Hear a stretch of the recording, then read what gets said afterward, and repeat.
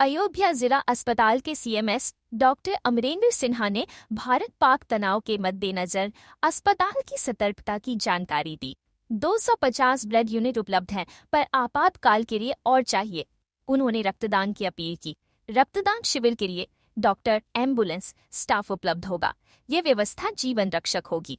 गर्मी के लिए 8 बेड का कोल्ड रूम शीतल जल तैयार है। अभी लू से कोई मरीज नहीं आया। युद्ध की आशंका को देखते हुए स्वास्थ्य विभाग तो अलर्ट मोड पर है ही। आज सुबह मैंने 9 बजे से लेकर के 10 बजे तक विस्तृत राउंड किया पूरे अस्पताल का, और इसी से संबंधित बर्न वार्ड की सिस्टर इंचार्ज को और आईसीयू वार्ड की सिस्टर इंचार्ज को आवश्यक इंतजाम करने को कहे हैं। बर्न वार्ड में इस समय हमारे 6 मरीज हैं, तो ठीक उसके बगल में हीट ट्रीटमेंट वार्ड है जो कि अभी खाली है।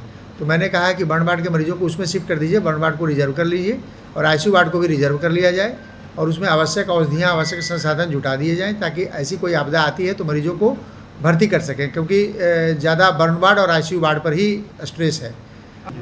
अभी हमारे पास 250 यूनिट से कम ही ब्लड है। ब्लड बैंक में ब्लड की स्थिति को भी मैंने ब्लड बैंक के इंचार्ज डॉक्टर फुजैल से बातचीत की, तो उन्होंने बताया कि मेरे पास इतना ब्लड है, तो मैंने उसको दुगना करने को कहा है। और स्वयंसेवी संस्थाओं से भी मेरा आग्रह है कि वो ब्लड डोनेशन कैंप जगह जगह आयोजित करवाएं, और हमको एक आवेदन दें कि मैं इस तारीख में ये ब्लड डोनेशन कैंप आयोजित कर रहा हूँ इस जगह पे।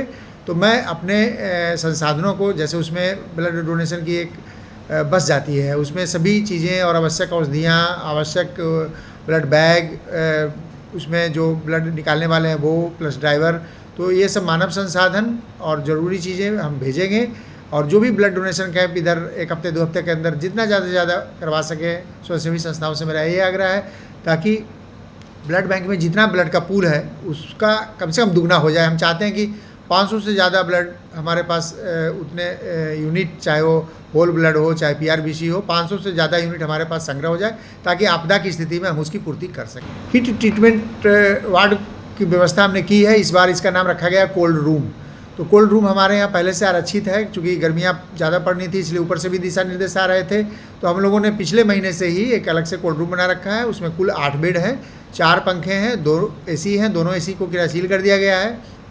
और सबसे अच्छी बात है कि वार्ड के बगल में ही एक वाटर कूलर प्लांट लगवा दिया है ताकि मरीजों को शीतल पेयजल मिल सके। और ये व्यवस्था अभी हाल में ही मैंने कराई है। पहले जो हमारे पास वाटर कूलर प्लांट थे, 4 थे, वो चारों बाहर थे। ओपीडी के मरीजों को शीतल पेयजल मिल जाता था, लेकिन वार्ड के मरीजों को नहीं मिल पाता था।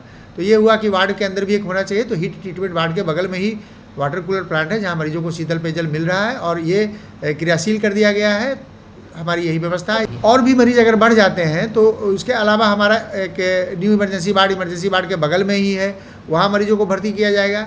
इसके अलावा जो आवश्यक औषधियाँ हैं, जैसे पैरासिटामोल टैबलेट है या ओरस का घोल है या आईवी फ्लूइड्स है, तो इस सब की भी व्यवस्था की गई है।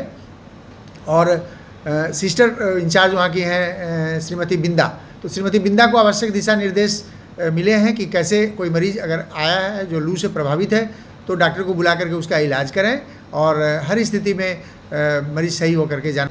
अभी लू से प्रभावित कोई मरीज़ नहीं आए हैं।